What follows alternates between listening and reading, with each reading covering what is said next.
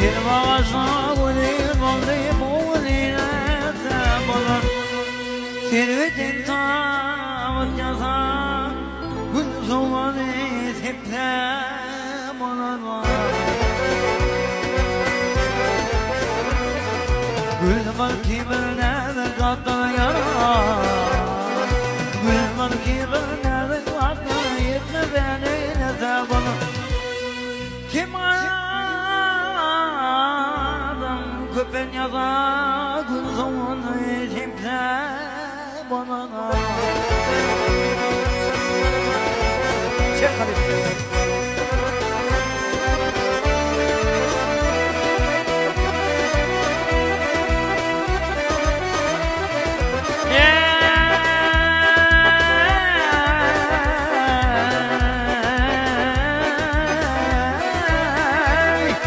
Ayın şahirin elinde bakırım Dünyana gitti cahanım Paşamın neylesem onunla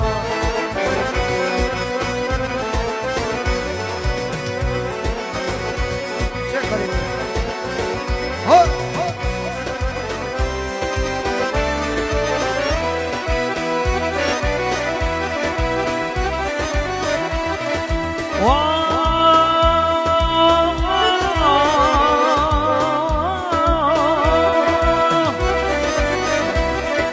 Dostum dinamları dene İncalayan dostum sana Onlar gülerdi sana Turdu kayta Kaysa bulana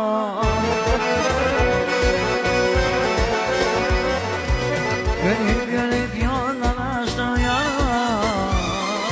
Gönül yollar açtı Gidip bu bendinden içtim Gönüllerini izden içtim Paşam neylesem bunu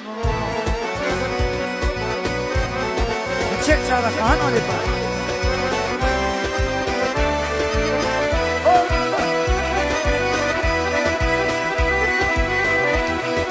Muradın eyleyin canın erdiş bu dünyanı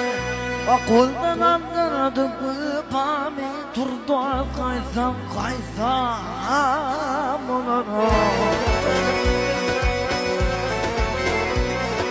Kotyana beni